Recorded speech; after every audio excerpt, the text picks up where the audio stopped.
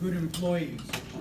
And it's a phenomenon of the low unemployment rate. It's a phenomenon of our aging population and things you're going to hear about as we go forward.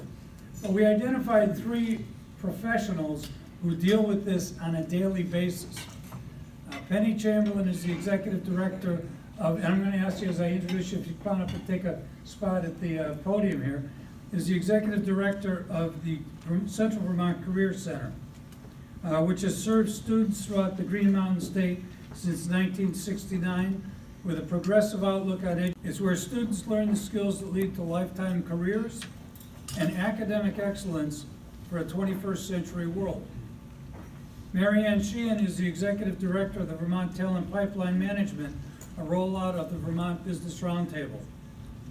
She's a project management professional, USCCF trained in talent pipeline management. That's U.S. Chamber of Commerce Foundation, I should know that, sorry. And has experience in workforce development and certified in appreciative inquiry.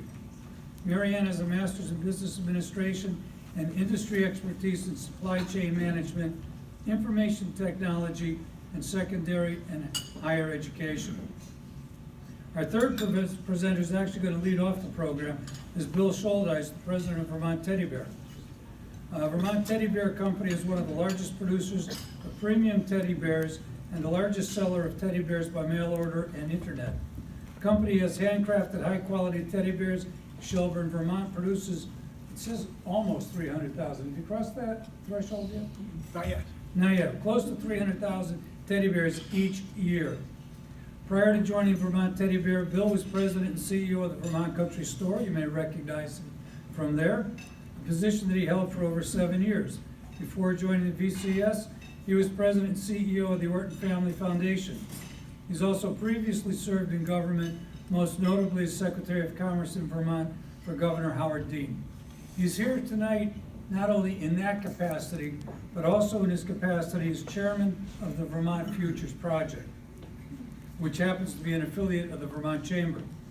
The Vermont Futures Project promotes the long-term economic health of Vermont that provides opportunities for Vermonters.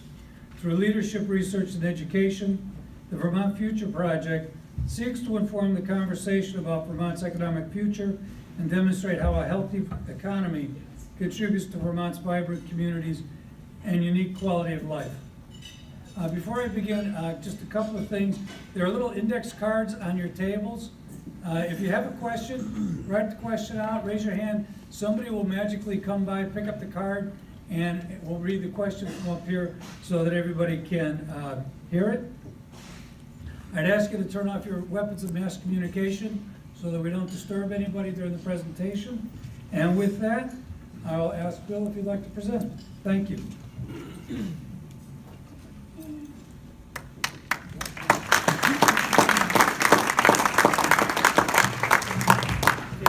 It's great to be here.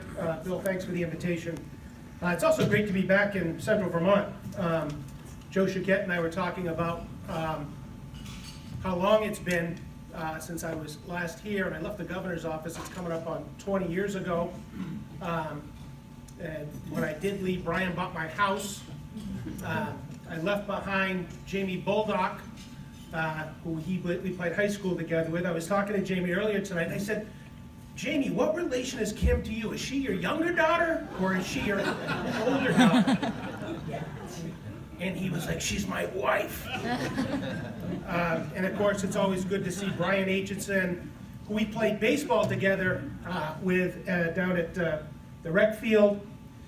The little known story about that was I made the all-star team behind Brian, but only because my sister made it, and if they didn't put me on the squad, there was going to be a big family squabble. Some of you may know my sister Heather. I just read in your flyer that her business has now been a member of this chamber for over 20 years, which I think is pretty neat to look at and talk about. But I'm here today, as Bill said, to talk to you about the state of Vermont, kind of some of the things that we've been seeing. The real experts on education will follow me. Certainly the talent pipeline is really important work that's happening, and I think that what's happening in our tech centers is a real important conversation to be having in this state, and I'll tell you a little bit more about why I think that coming up. One of the things that we have been known for is the Futures Project is that really we have set ourselves out to not limit our thinking to an election cycle, a legislative cycle, or even, as Al Flory and I were talking about earlier tonight, an economic cycle. We believe that the state of Vermont deserves an opportunity to think about where we want to be by the year 2040, to resist the temptations of knee-jerk decisions or getting caught up in some of the smaller conversations, to ensure that we've created a conversation, creating a big tent for meetings and conversations like today around where Vermont wants to be and where they see themselves by the year 2040. To do that, as Bill said, we created a private not-for-profit foundation out of the chamber. It was really Phil Daniels' brainchild while he was chair, and then asked me to chair the organization as a private foundation after that. The two reasons why I wanted to be a private foundation was, one, we didn't want to be influenced again by the cycles that I referred to earlier. Second, we didn't want to take money from the public sector that could call into question some of our findings and some of our conclusions. And as importantly, we wanted to remain bipartisan, tripartisan, non-political, so that our conversations that we could have around the state were judged on their merits. But probably most important about the foundation is it is a research and education foundation, and everything that we do, if you go to the website, is based on data. It's based on the facts. And from that, I think we can have informed conversations. And I don't think that that's happening in a lot of places, or has not been able to happen in a lot of places around Vermont before that. One of the things I'll tell you is we update the dashboard every year, which is a bunch of data layers that draw some conclusions around 6 pillars. I'll talk about that briefly in just a minute. And when I travel around the state and I talk to folks about the pillars and the conclusions that we've drawn based upon the data, no one refutes what we're putting out there. What we are having conversations about is how do we get there and where are the priorities. And one of the ones that's been bubbling up most readily in this economic time we find ourselves is that around workforce. And so, Bill, I think it's a really good topic that you've teed up today, an important conversation for all of us. We in the state of Vermont pride ourselves on the values that we have. We have made a commitment in this state to being the standard around social justice for those who have been less fortunate and aren't able to take care of themselves either for a period of time or for a lifetime. And I'm very excited to live in a state where we put that human interest first. But it's also important to note that the social justice that we have, the vision that they have around fairness, is one that's well developed, well financed, has a common agenda, and they're working on it and chipping away on it every day. We also have in the state of Vermont a long tradition of environmental policy and environmental protection. It was the business community that led the charge to ban billboards, institute such things as recycling, and more importantly than that, to have the courage to talk about long-range economic development, long-range planning, long-range land use, and institute things like Act 250. We are going to have a lot of conversations in the coming year about cleaning up Lake Champlain, about pre-K education, and those things are going to take money and time and resources, which brings me to kind of my reason for wanting to talk tonight to you folks. To do that, we need to have an economic engine that's strong, that's sustainable, and that allows people like yourselves as business leaders to make an investment that is based upon something that is stable and predictable. And I think we've got a lot of work to do before the business community as a whole can come together with a common agenda, with a common understanding and vision of where they want to go, and hence why the Vermont Futures Project was launched. We have focused our energy in creating 6 pillars. Those pillars are outlined on the screen in front of you. There is a pillar for economic activity, and really the metric that we seek to achieve there, and I think there's some cards on your table, or you can get you some in the back. It's really about how does Vermont become one of the top 25 states in gross state product on a per capita basis. meaning how productive, how much economic activity can the state produce. We want to talk about innovation and entrepreneurship, which is growing mid-sized businesses in the state of Vermont. We're talking mid-size is 49 employees to 250. The reason we picked that is we think that is the size of a business that Vermont could cite and serve well. It also flags the question that we have in the state of Vermont. We're really good at starting companies. We don't have a great track record in scaling companies. And what do we need to do to have that happen? Not just start them, not just get through the 5-year window where most small businesses will have to overcome or they fail, but how do we get them to be another significant employer?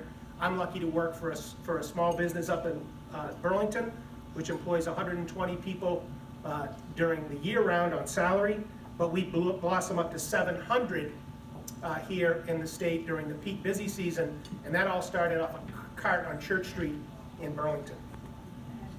I'll come back to workforce talent in just a second. Under Vermont demographics, and you've all seen the numbers, we've got issues that are facing this state. Our population is in decline. Our population is aging. I got some information from Bill before I came here. The 0 to 4 population, the age 0 to 4, is in a negative situation, not only in central Vermont, but around the state. And once that begins to happen, and those things begin to compound, you begin to have a self-evident outcome of a population decline. You can't make up for babies that aren't born yet and how we're gonna bring them into the labor force in 20 or 30 years from now. So it's a big economic shift. And the goal there is to be the top for US median income in the top 10. I think we can do that, but we've got some challenges to face to get there.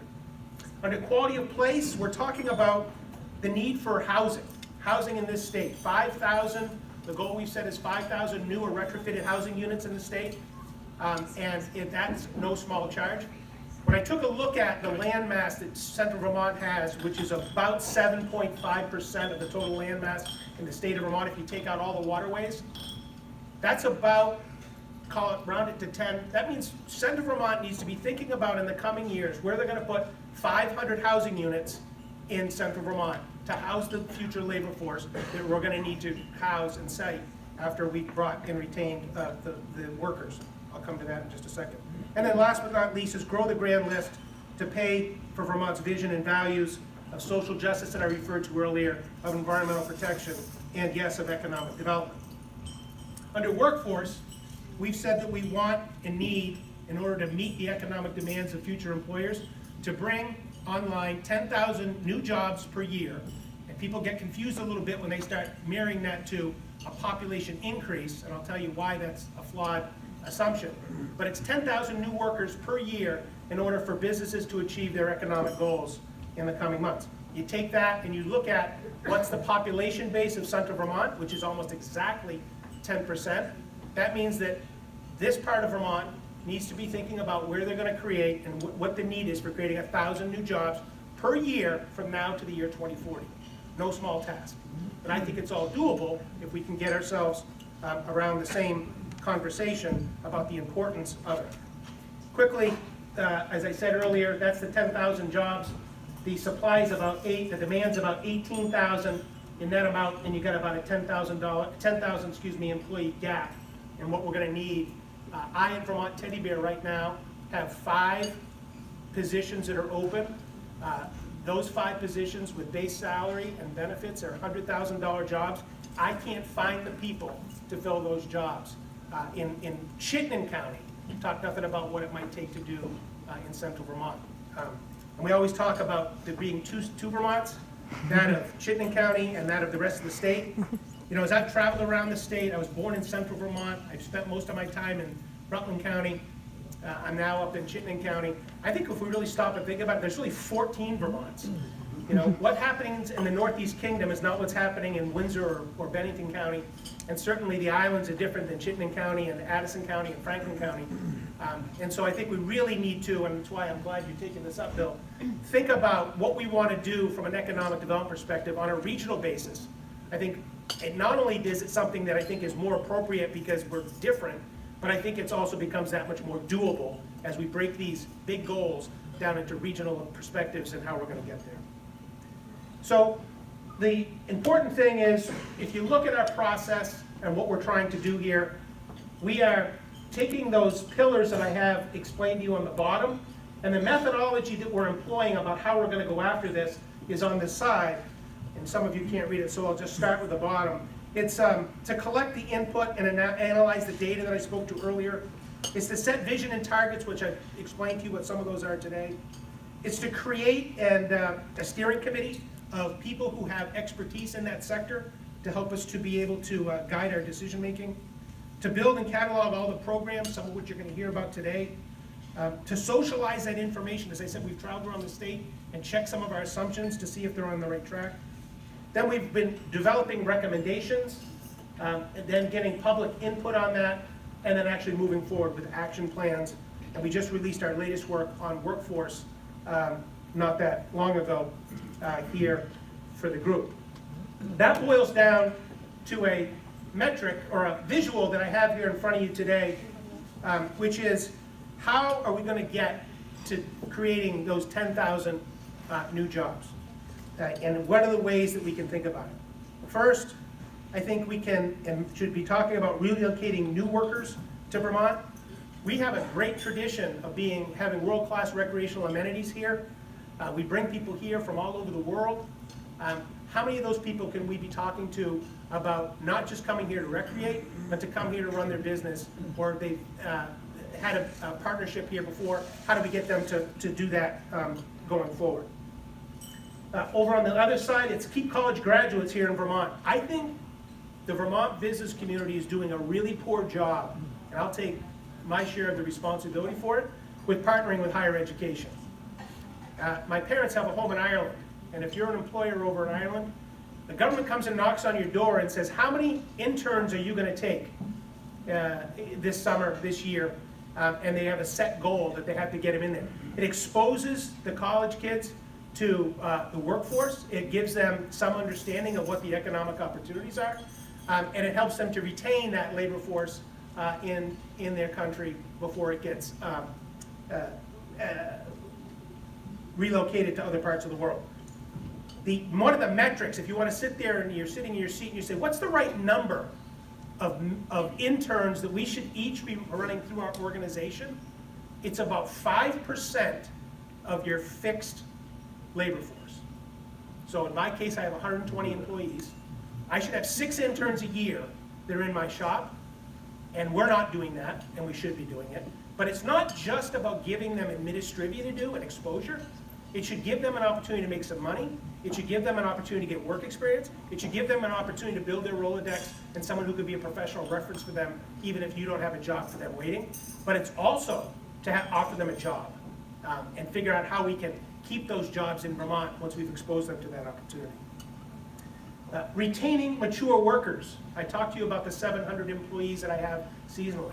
The only way that I get to that number and an unemployment rate of 3% in our little state is to make my workforce something that is flexible and invites people from retirees and at-home moms and dads to feel like they can come in and work for us.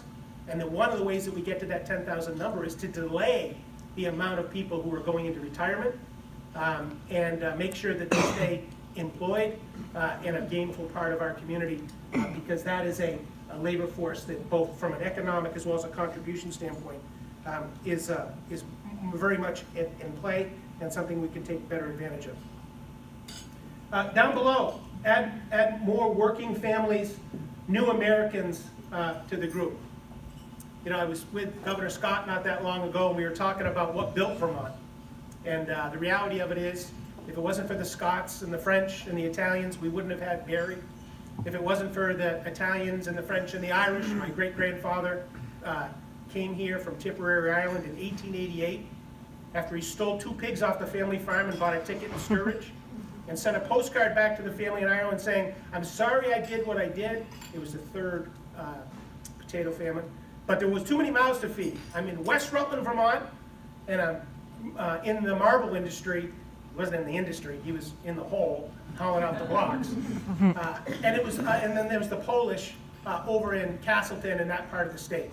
We all have to have good vetting. We need to understand what the opportunities are. But new Americans have to be part of the conversation. A more diverse room than we're sitting in right now has to be part of the conversation.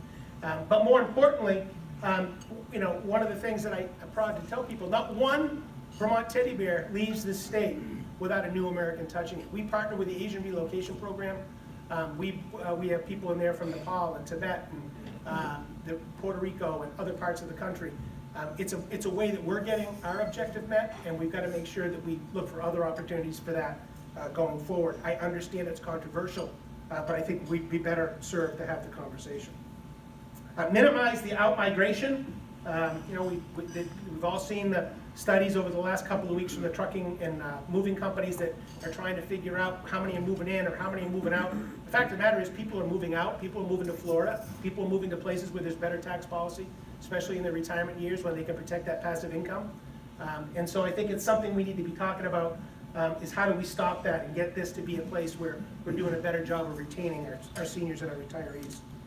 And then I'm sure we're going to talk more about it here in just a minute, but how do we move more of our high school students into employment?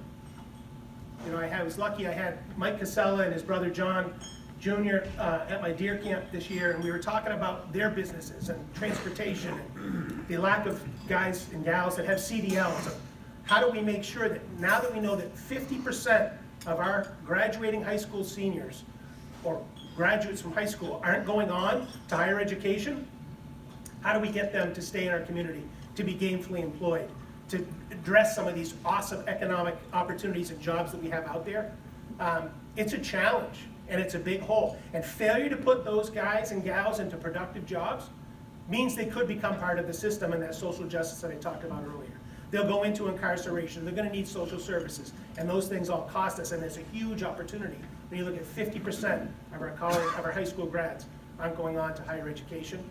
We're gonna talk more about that, I'm sure, in just a minute, but there's a huge opportunity. So if you add all those up, I don't think the number of 10,000 gets to be quite as scary. If you break it down again and think about some of these initiatives on a regional level, I think it becomes even less scary. But the need is real.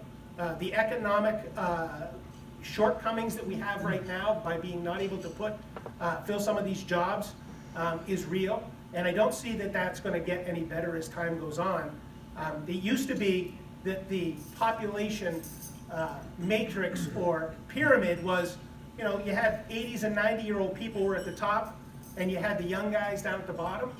Well, people aren't having babies, as I just talked about, and due to medical innovations and other advancements, and people living healthier lifestyles, it's more of a pyramid. It's not as much of a pyramid anymore, it's more of a stacked up rectangle that is really how we're going to be from a labor point going forward. And so how do we understand that, take advantage of that, and make sure that we have enough people and enough jobs to achieve our goals going forward. You know, Vermont is not a cheap state. I pay at Vermont Teddy Bear $176,000 a year in taxes, $163,000 in workers' comp, $774,000 in payroll taxes, and yet we're proud to be part of the conversation. We're proud to do it here in Vermont. We just need to make sure that the economic agenda and the economic conversation that needs to be had is being had, so that we can make sure that we have the cash register ringing to be able to pay for an aggressive vision for environmental protection and social justice. Thank you.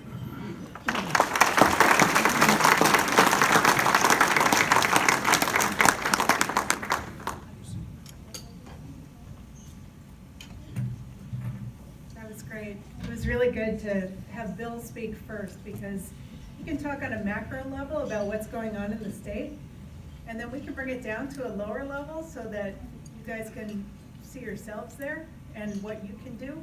And then Penny can even take it to the next level and talk about what the labor market does. So it's a perfect panel, and I appreciate Bill inviting us here. We haven't actually done this before together, and I feel really grateful that we have the opportunity to be in the same place, but share our stories together. So I'll just say, let me just, where is it?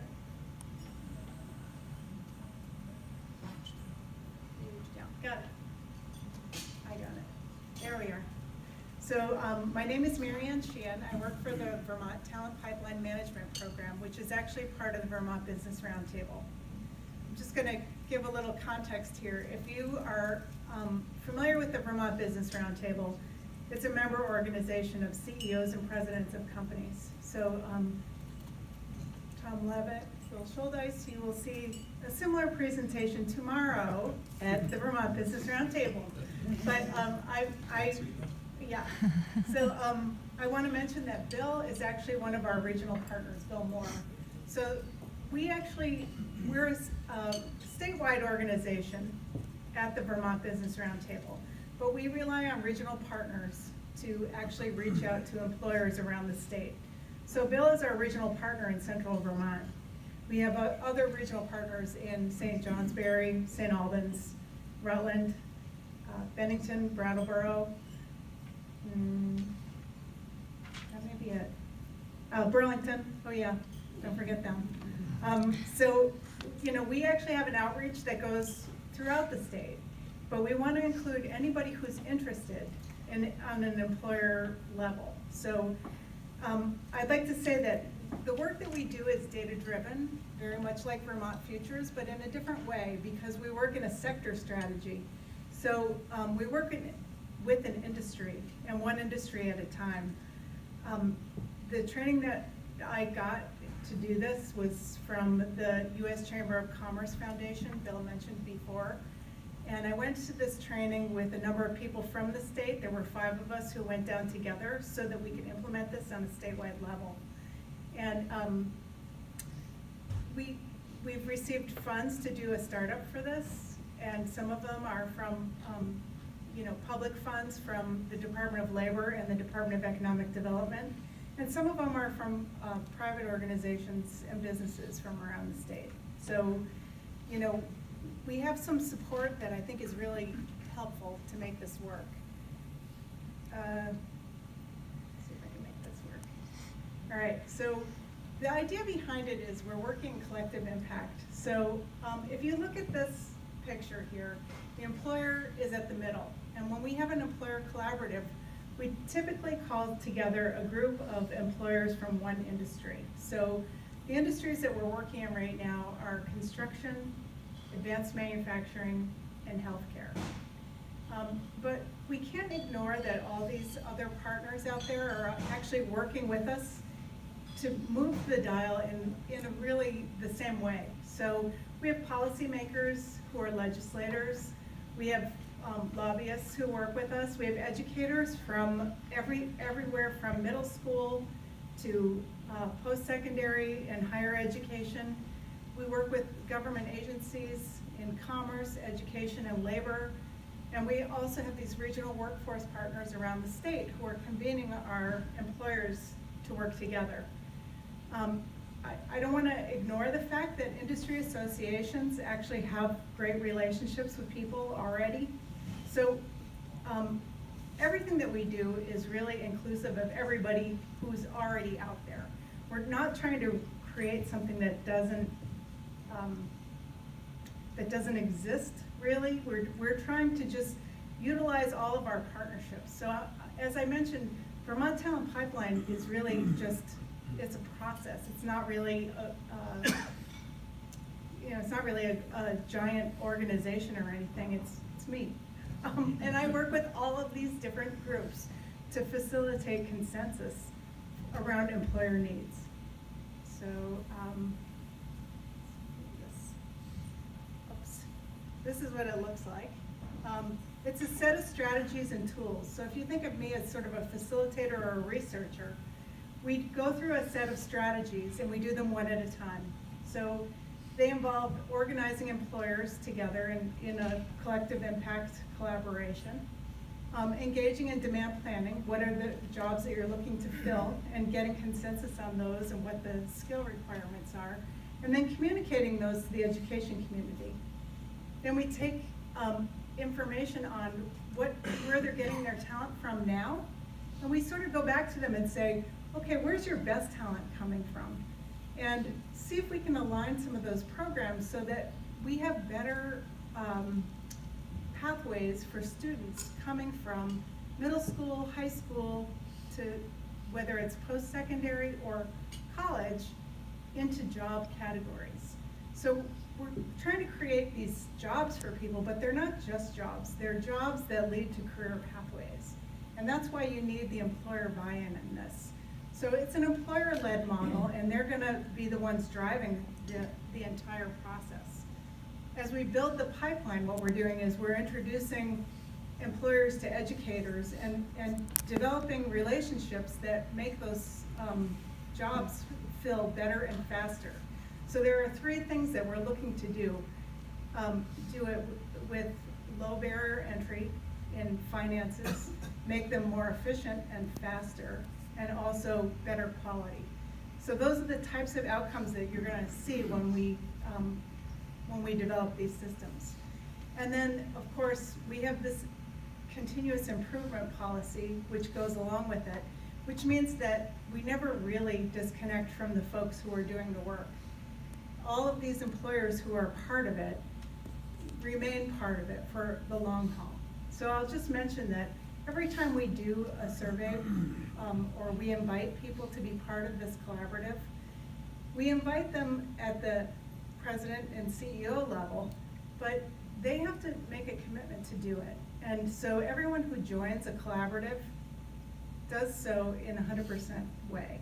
So when we put out a survey to say, how many of each of these jobs do you need filled, and what are the requirements for that job, we get 100% participation every time.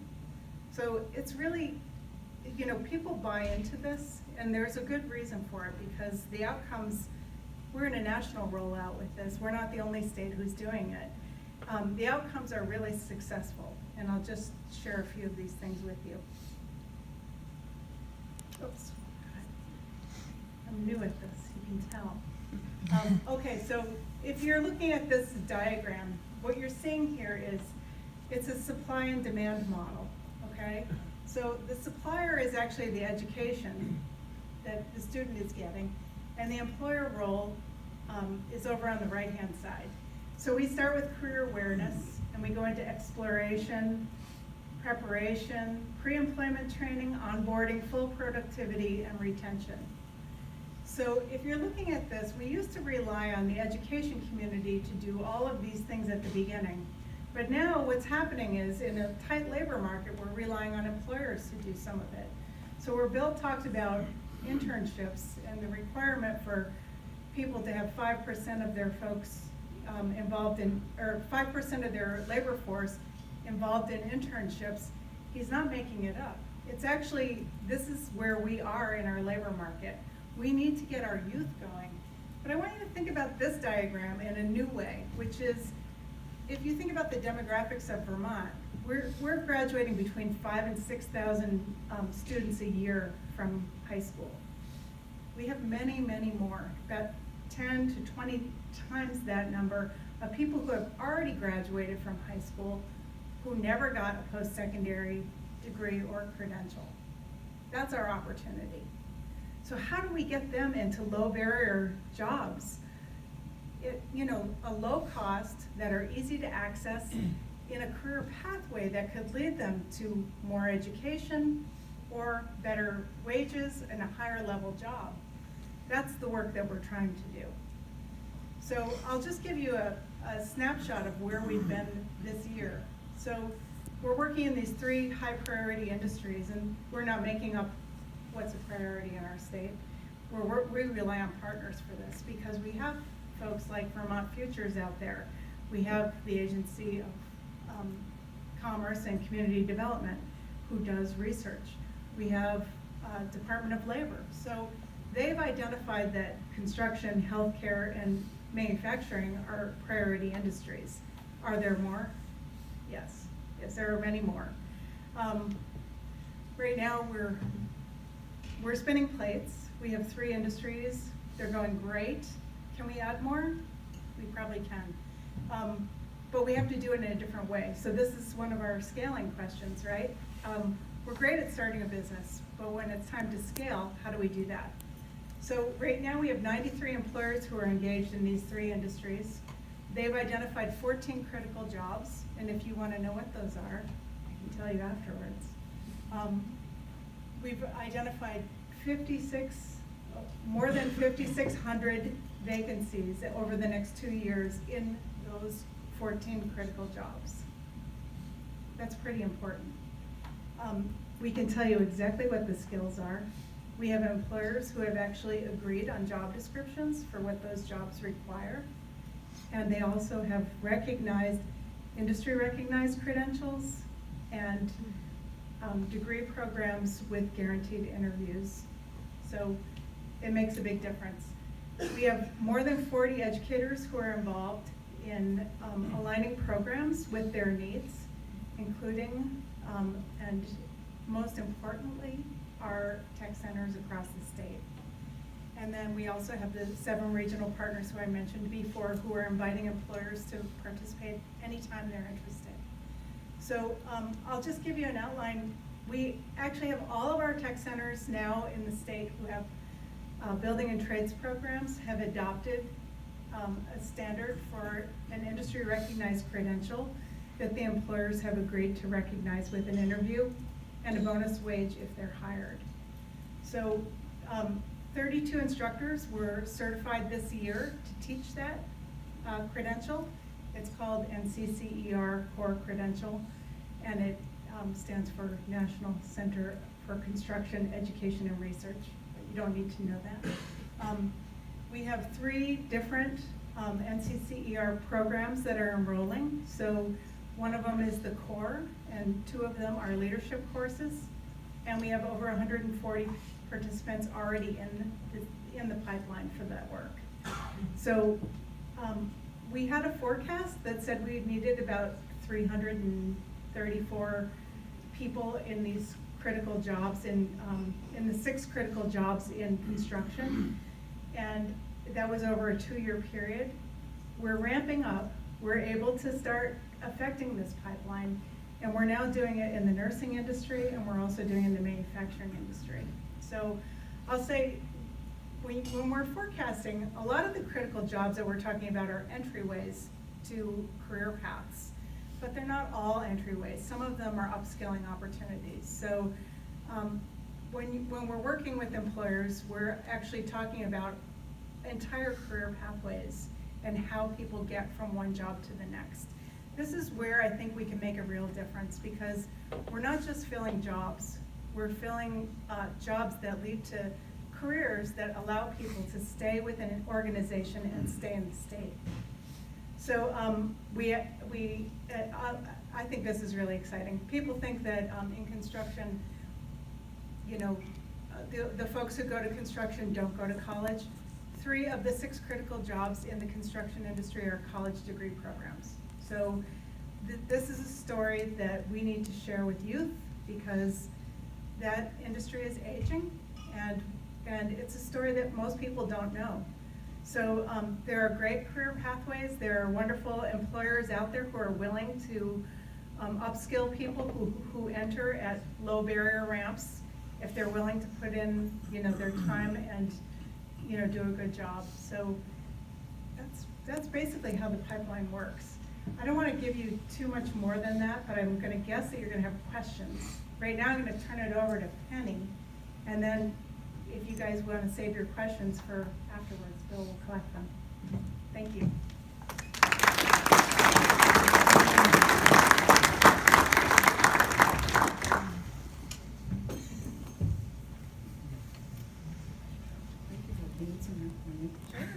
Yeah, I'll show you where it is.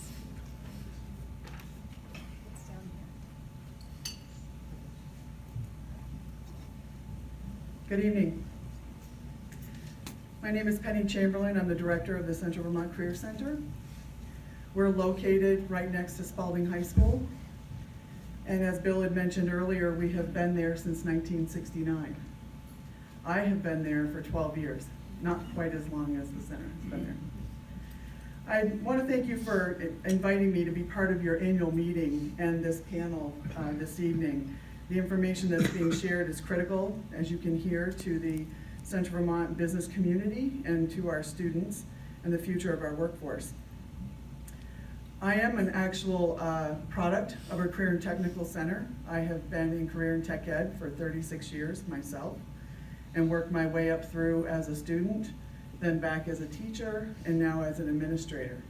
So I do have a little bit of experience in many different fields in the Career Center, building my own log cabin from scratch, cutting the trees in the forest around our property, on land that's been in our family for 4 generations, and operating heavy equipment, dealing with a sawmill, working in an auto shop, and various other industry. So I do have some experience and some background in most of the programs that we offer. So I wanted to ask that you, when you have a chance, I was going to show our website. We've had some problems with that loading. But at the cvtcc.org is our own Central Vermont Career Center website. I don't know if any of you have seen the Vermont Career Center or CTE commercials that have been aired on WCAX. If any of you have seen those were created by my digital media arts instructor with input from all the other 16 tech centers across the state. So those commercials start to highlight what's offered in the 17 tech centers in the state of Vermont. So as we talk about what the Central Vermont Career Center does, we actually receive students from 6 sending high schools, and we ensure that each student is supported to learn and apply Vermont graduation proficiencies, as well as earn industry recognized credentials and college credits, as well as workplace skills. As mentioned earlier by Mary Ann, the NCCR certification has been adopted by our building trades, plumbing, and electrical programs. I have 5 teachers who were recently certified through that training. All of our graduates from those 3 construction trade programs will finish the NCCER core certification. All of our programs go through industry-supported safety training each fall before entering their lab spaces, and many of our students also earn their OSHA 10 certifications. In addition to the NCCER, our electrical and plumbing programs also feed directly into the VTC apprenticeship program. So the students who graduate from our electrical and plumbing programs receive their first year, or test out of their first year of the apprenticeship program. So I'd like to share some successes of our students. We connect our high schools, our students through grades 10 through 12, with workforce opportunities and post-high school training. As of June of 2018, our graduates, we had 27 students earn 122 college credits across 8 different programs. And the industry recognized credentials, we had 122 students earn 223 credentials when they graduated with us. So the students do work 4.5 hours a day through the entire school year in their programs. Currently, we have some community forums that are happening out in our sending school region, and I'll talk a little bit more about that as I move through this process. But the Central Vermont Career Center is looking at possibly moving our center or changing what we offer. We feel it's really important to be looking at the programs that we offer and perhaps adjusting what we're doing within our 4 walls to be able to directly align with the priority sectors of the areas that Mary Ann had mentioned, but to directly feed the gaps that you folks are experiencing. So in that process, we've been working with a consultant in our regional advisory board and the Spalding High School board and assessing our effectiveness with serving our students and local industry and post-secondary partners. We began this process back in May 2018, and we'll be finalizing our pre-feasibility study in early April, which will be released to the public and the school board. We would love to offer additional programming such as welding or propane and oil service, CDL training, computer and technology, medical services, auto body repair, lineman training. Those are just a small list of things we would like to offer in addition to what we currently have, but we don't have the space. So currently where we are located as an arm of Spalding High School's campus, we don't even currently meet the 1970 school construction standards when it comes to the square footage that's required per student as far as classroom and shop and storage. So we're looking at changing, and instead of just picking up our career center, putting it in a different location, Much of what you've been talking about tonight, we need to redesign and revision CTE in the way it's been delivered to our high school students and the way that those connections have been made in the past to industry partners. So what we're hoping is through our community forums, we'll be talking about programming, scheduling, access, workforce needs, and the workforce work-based learning opportunities, which is our co-op program. There's currently one of those forums happening right now at the Waitsfield town offices. I have a team out there presenting. And then we have 4 more that will be offered in this area where we're asking folks to come in, community members, parents, students, industry partners, to give us whatever feedback and ideas and thoughts that you have about what CTE could do differently in the central Vermont area. I think we're in a prime time right now to start rethinking how we're delivering CTE and meeting those needs. So by completing the pre-feasibility study that we'll be working on, we're hoping to move into a full feasibility study and needs assessment that will directly inform us on what the needs are for Central Vermont, along with the data that we collect from our community forums. So before we go to questions, I really want to stress that we're no longer just providing a skill or a trade for our students. We are launching careers. Having been a CTE student back in the 80s myself, there was a stigma back then and there's still a stigma today. And the stigma is that those kids that go to the Career Center are not meant for college or higher learning or higher skilled careers. Those are the kids that go there who aren't going to go to college. And the truth of the matter is when we really talk about post-secondary, we're really talking about advanced training. Everybody needs to have some sort of training beyond high school.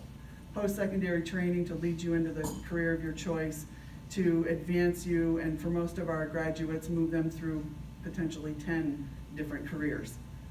They're moving very rapidly and they change from job to job, but they have to be prepared and skilled to do that. So what I impart on you folks this evening is that we begin to look at how do we revision CTE? How do we start looking at doing things differently? The way that we've been working for the past 4 to 5 decades is leading us to where we are today. So not only does education need to shift, but the way that education and workforce and post-secondary works together needs to shift. I propose that we try to drop those silos, drop those barriers, and everybody come to the table and work together. We're too small of a state not to. I think it's important that we think that way. Our vision for our center down the road after we get through these feasibility studies and needs assessment is hopefully in a 5 to 10 year window that we would have or be able to create a multifunctional campus in Central Vermont that not only houses the Central Vermont Career Center, but brings together industry and post-secondary training all under one roof. The experience that I have had, the pathway that students follow from high school onto post-secondary or additional training after graduation, the pathway is not necessarily straight. Many of us are led to believe that it's in a straight line when in fact it's a bit zigzagged. Once students graduate, it's not always clear for them, nor are the supports there to help them get into that next level, and that next level is you. It's to get to where your businesses are. So somehow we need to come together. Vision and hope would be to have a complex that allows students from grades 9 through 12 to go through their high school education and also training and skill training. But as they near that graduation point between their junior and senior year, that the pathway or the next level, if you will, is between those doors and just down that hall. And that's where everybody sits. So the pathway is just down a hall or another arm or another part of that complex where they don't have to leave us and then flounder around a bit and try to figure out where to go next. Having lived through and experienced that pathway myself, I think there's a lot of disservice that we have, and I'm including myself in that pool, for students who graduate and they're just not very well prepared. They're not well prepared to go on to college. They're not well prepared to step into industry. So it's up to us to come together and come to that table and start to build those connections and those bridges so that when those students leave, capture them when they're juniors. When they're juniors, that's the time to grab a hold of them and start apprenticeship programs and actually bring them and embrace that, bring them right into your businesses and start training them right there. That's the best way to make that happen. And we need you to work with us to make that happen. And I know there's no magic pill here. There's no easy way to do this. Everything that's been brought up here this evening is a challenge, but that's where I think we need to go.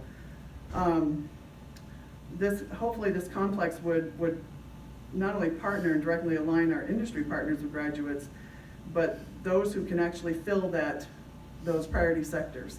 And the ones that Mary Ann was talking about this evening, those are sectors that need to be filled. Traditionally, tech centers have been offering the programs that have been offered for the last 4 decades. So about 40 or 50 years, you could walk into a tech center and see kind of the same programs that might have been offered to your father or your grandfather. And we're no longer your father's tech center. We're no longer your grandfather's tech center. We are training students and children for our careers and to develop our workforce. So I do feel strongly we need to work together, break down those barriers, and bring those resources together, have the right people around the table. What we've been doing for the last few decades is now starting to show. That's where we have these gaps in the workforce. So work with us, join us, let's reimagine and refocus on what we're doing. I employ any of you to stop by the Career Center anytime, and that's during any school day. No appointment needed. Stop in, we'll take you on a tour, we'll walk you through. I prefer it's between the window of 8:30 and 12:30. That's when students are active and in programs and out in the shops, and you can actually see that functioning. I think that will help. That visualization, I think, is helpful when you're starting to think of how to implant these young people into your businesses. And we also have advisory committees that we put together for all of our programs within their career field. And the advisory committees are made up of folks such as yourselves. So they're made up of industry partners, folks from post-secondary, past graduates, folks, and I noticed on your brochure this evening, reading through, many of those businesses I actually have students working in now. I have them job shadowing there, co-oping there in those businesses, and earning money. So earning money and going to high school at the same time. So I'd like to see those juniors captured by each and every one of you so they could join your teams. And that's all I have.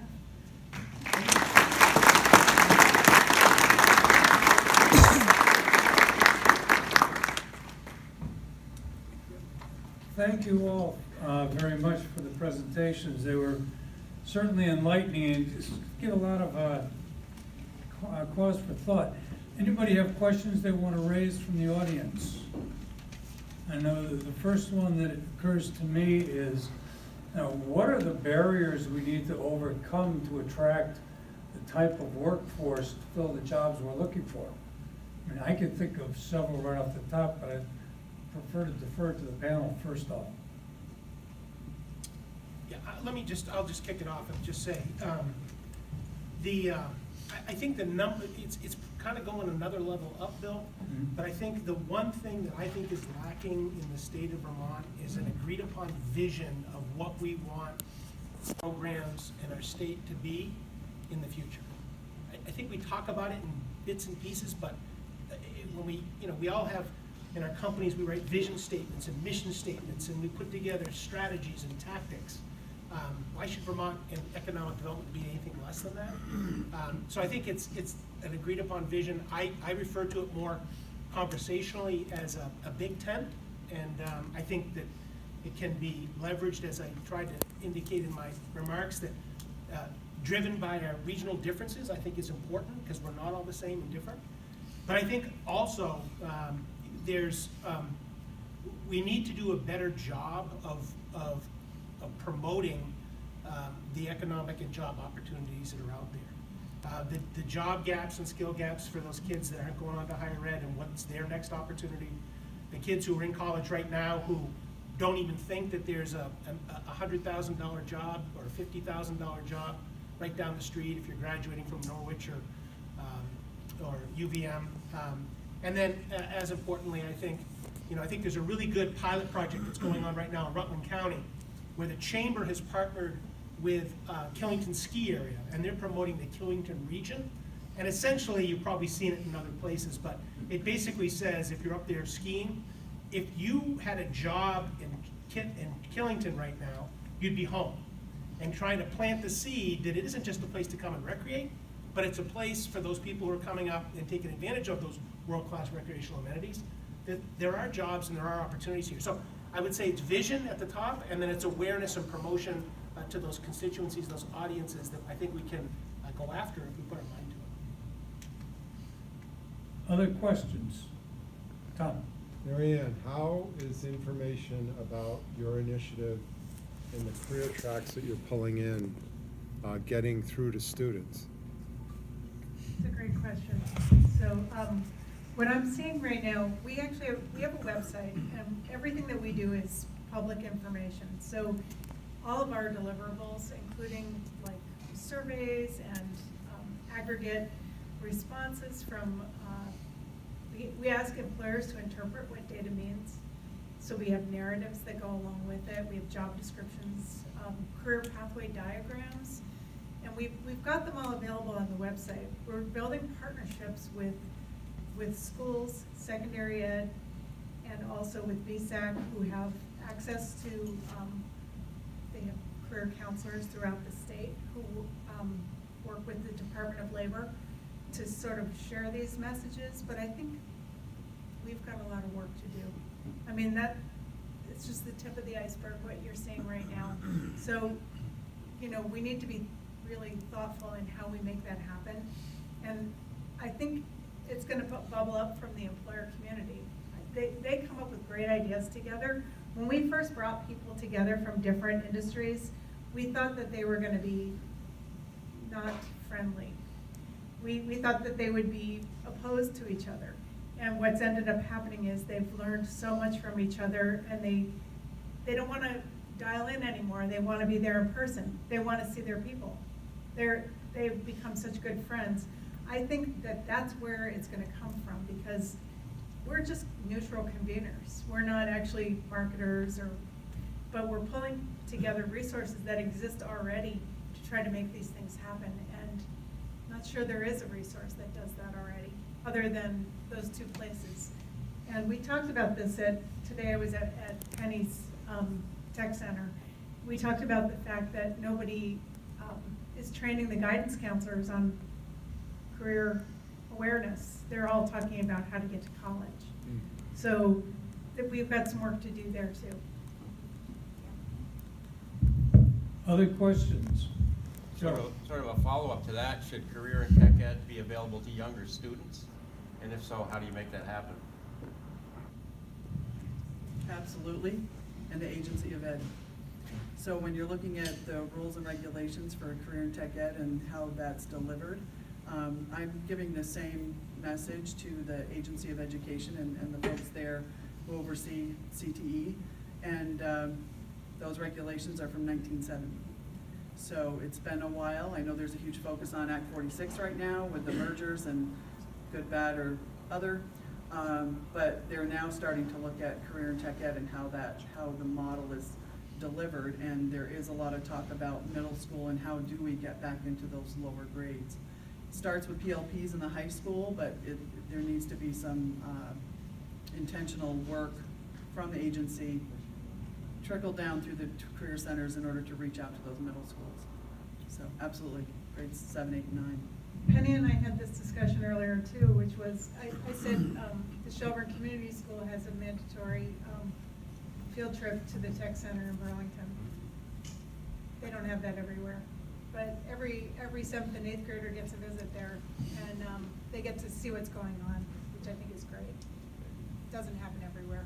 Yeah, a question. One of the slides talked about responsibility on the sense of businesses with retention of employees, and I'm thinking about those college graduates that graduate from UVM, Middlebury, whatnot, and they get employed by a local company. What kind of follow-up or responsibility does the local company have to retain and create that career growth? And the reason I'm asking the question is I know of a couple situations. I'm somewhat new to Vermont. I came here working 4 years ago, and my son graduated from UVM, and he was employed locally. And the first year, he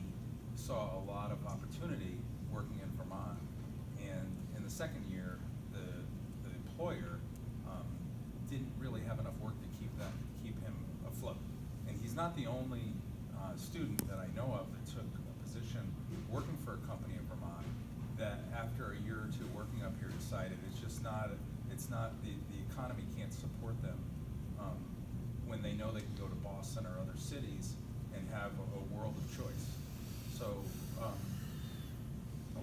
what program or what incentives can we give to businesses, or tracking or metricing I think there might be something there.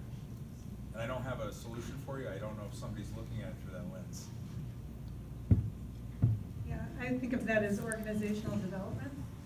And a lot of the work that's going on in a group like this is they're learning from each other, what the best practices look like.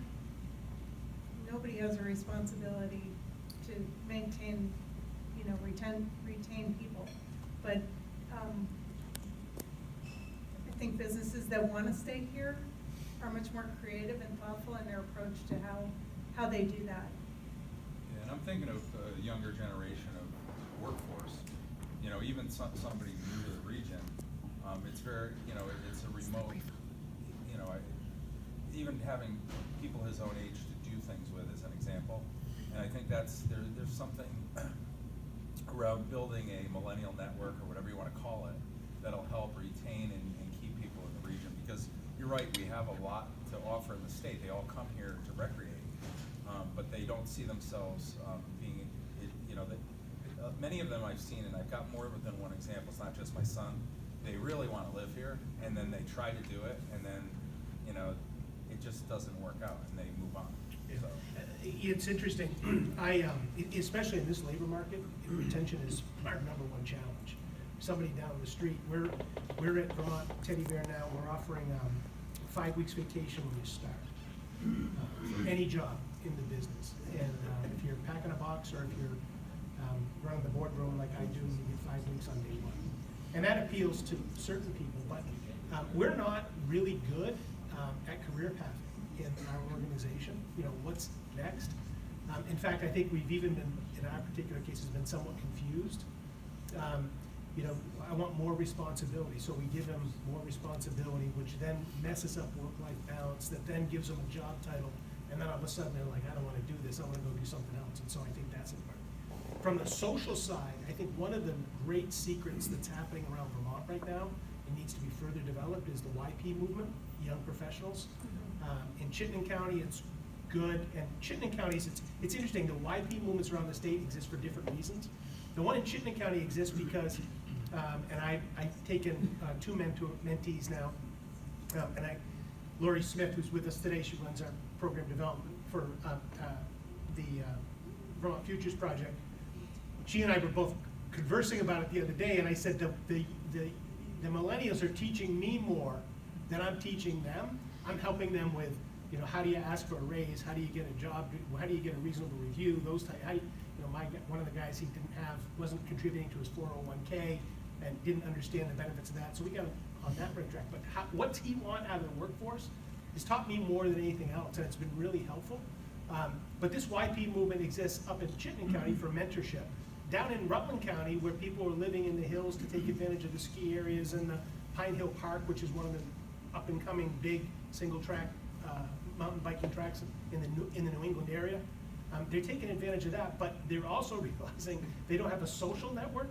So they're going out, and I think, Lori, that it was 150 young professionals met at Mountaintop Inn the other day just to get to know each other and talk about the issues they're facing as young professionals in a rural state like Vermont.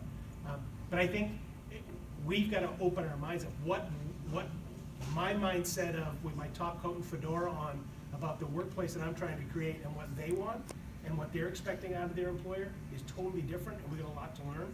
But I think it's doable if we start listening. Yeah, we did, 2 years ago, created the Central Vermont Young Professionals. It's an ad hoc, I'll call it ad hoc, it's an affiliate of the Central Vermont Chamber. Tanya Barnett directs it for us. Contact them at cvyp.org, I think. It's cvyp@centralvt.com. Centralvt.com. And it's a great networking opportunity. They've got 3 goals that they're trying to accomplish. One is provide educational training that they may not have, like why should I be contributing to a 401k? that type of thing. 2 is to get kind of a direct volunteer link into other areas that they can contribute to the community. And 3 is social. So there's a 3-legged stool that is, and it's starting to pick up some momentum and steam. So if you've got younger employees who really are looking for that outlet, the Central Vermont Young Professionals, you find them on our website. It's starting to take off pretty well. We also How created. old are young professionals, by the way? Under 40. We look at them Under 40. generally as Under under 40. 40. I mean, guys like me don't belong there. You're looking for. We'll take 39-year-olds. In You're Addison big- County, it's 35. So. Your basic Gen X, end of Gen X, beginning of millennial, that's the group we're looking to attract. And we really created it for a selfish reason. Looking forward to where's the chamber going to be in 15 or 20 years. We looked around and we said, you know, most of the people attending our programs look exactly like the person you're sitting next to. And they're gonna be gone in another 10 or 15 years. And if we don't start providing the support for the younger generations coming forward, we're gonna have a big problem on our hands. Say nothing about what the hell's gonna happen with Social Security. They're paying for it now. I wanna make sure that it's there for me. So we wanna encourage people to have the opportunity to go to work, to find sustainable jobs in Vermont, to be able to network amongst themselves, and to help get good outlet for volunteering and giving back to the community. I think we got one last question, or we can say yes, all the way in the back. Margaret. I don't have a question, I have a suggestion. The Chamber of Commerce for the state has this wonderful day at the Essex Fairgrounds for all the manufacturers. They just sent me a save the date, it's September something, 26th. I've been to it, I learned so much I can hardly stand it. But they don't have the young people come, it's for manufacturers, it's business to business.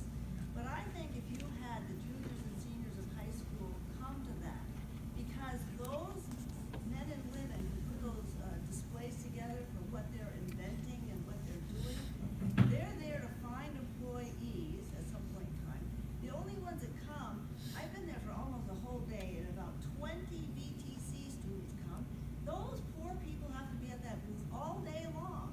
It would be ideal for them to have some high school kids come on a field trip. And if I'm a grandmother that's doing all that fundraising for these, field trips, let's have them go to these places where they can learn from all the employers that need to have jobs filled.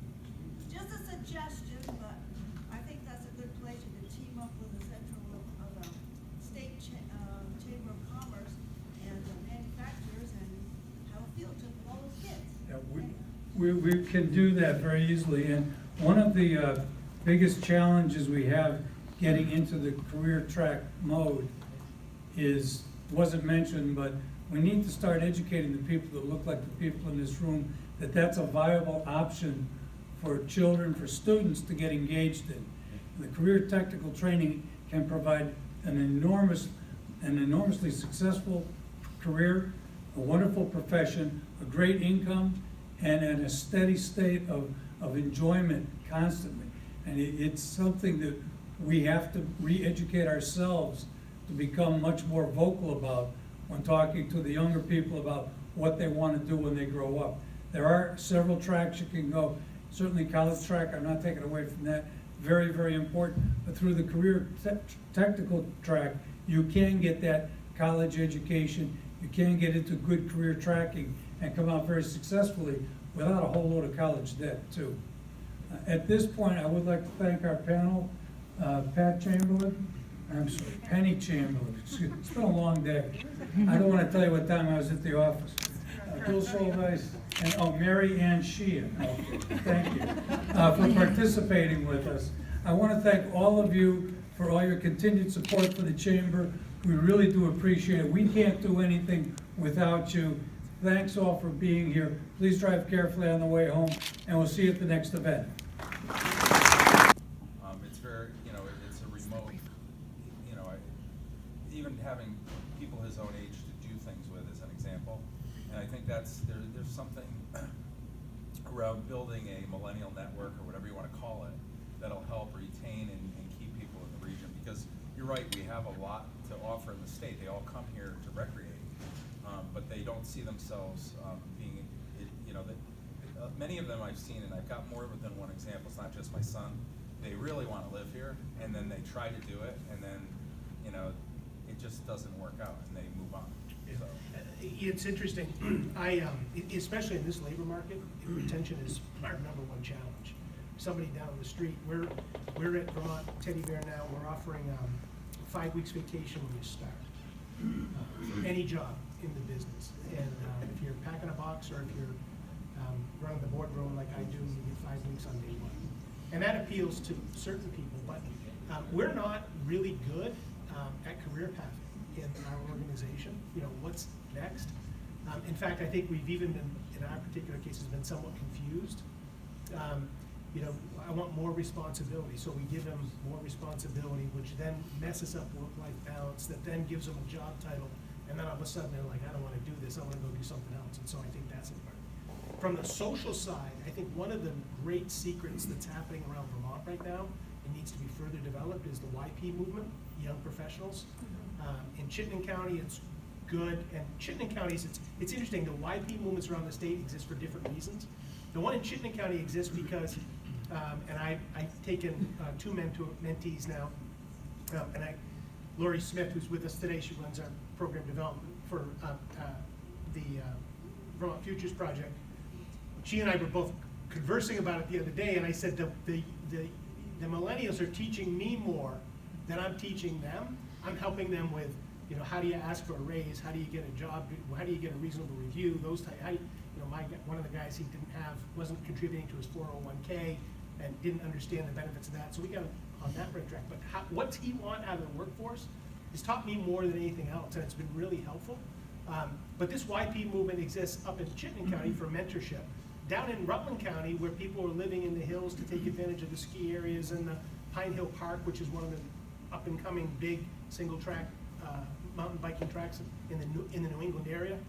They're taking advantage of that, but they're also realizing they don't have a social network.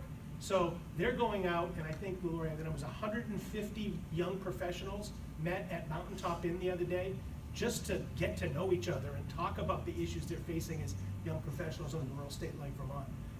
But I think we've got to open our minds up. What my mindset of, with my top coat and fedora on, about the workplace that I'm trying to create and what they want and what they're expecting out of their employer is totally different, and we've got a lot to learn. But I think it's doable if we start listening.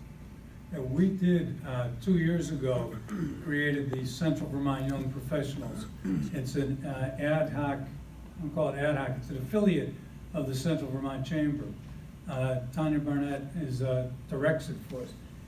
Contact them at cvyp.org, I think. It's cvyp@centralvt.com. Centralvt.com. And it's a great networking opportunity. They've got 3 goals that they're trying to accomplish. One is provide educational training that they may not have, like why should I be contributing to a 401k, that type of thing. 2 is to get kind of a direct volunteer link into other areas that they can contribute to the community. And 3 is social. So there's a 3-legged stool and it's starting to pick up some momentum and steam. So if you've got younger employees who really are looking for that outlet, the Central Vermont Young Professionals, you find them on our website. It's starting to take off pretty well. We also How created. old are young professionals, by the way? Under 40. We look at them Under 40. generally as Under under 40. 40. I mean, guys like me don't belong there. You're looking for. We'll take 39-year-olds. In You're Addison big- County, it's 35. So. Your basic Gen X, end of Gen X, beginning of millennial, that's the group we're looking to attract. And we really created it for a selfish reason. Looking forward to where's the chamber going to be in 15 or 20 years. We looked around and we said, most of the people attending our programs look exactly like the person you're sitting next to. And they're going to be gone in another 10 or 15 years. And if we don't start providing the support for the younger generations coming forward, we're going to have a big problem on our hands. Say nothing about what the hell's going to happen with Social Security. They're paying for it now. I want to make sure that it's there for me. So we want to encourage people to have the opportunity to go to work, to find sustainable jobs in Vermont, to be able to network amongst themselves, and to help get good outlet for volunteering and giving back to the community. I think we got one last question, or we can say yes, all the way in the back. All right. I don't have a question, I have a suggestion. The Chamber of Commerce for the state has this wonderful day at the Essex Fairgrounds for all the manufacturers. They just sent me a save the date, it's September something, 26th. I've been to it, I learned so much I can hardly stand it. But they don't have the young people come, it's for manufacturers, it's business to business. But I think if you had the juniors and seniors of high school come to that, because those men and women who put those displays together for what they're inventing and what they're doing, they're there to find employees at some point in time. The only ones that come, I've been there for almost a whole day, and about 20 VTC students come. Those poor people have to be at that booth all day long. It would be ideal for them to have some high school kids come on a field trip. And if I'm a grandmother that's doing all that fundraising for these, field trips, let's have them go to these places where they can learn from all the employers that need to have jobs filled. Just a suggestion, but I think that's a good place. You could team up with the state Chamber of Commerce and the manufacturers and have a field trip with all those kids. Yeah, we can do that very easily, and one of the biggest challenges we have getting into the career track mode wasn't mentioned, but we need to start educating the people that look like the people in this room, that that's a viable option for children, for students to get engaged in. The career technical training can provide an enormously successful career, a wonderful profession, a great income, and a steady state of enjoyment constantly. And it's something that we have to re-educate ourselves to become much more vocal about when talking to the younger people about what they want to do when they grow up. There are several tracks you can go. Certainly college track, I'm not taking away from that, very, very important. But through the career technical track, you can get that college education, you can get into good career tracking and come out very successfully without a whole load of college debt too. At this point, I would like to thank our panel, Penny Chamberlin. Excuse me, it's been a long day. I don't want to tell you what time I was at the office. Bill Shouldice and Mary Ann Sheahan. Thank you for participating with us. I want to thank all of you for all your continued support for the Chamber. We really do appreciate it. We can't do anything without you. Thanks all for being here. Please drive carefully on the way home, and we'll see you at the next event.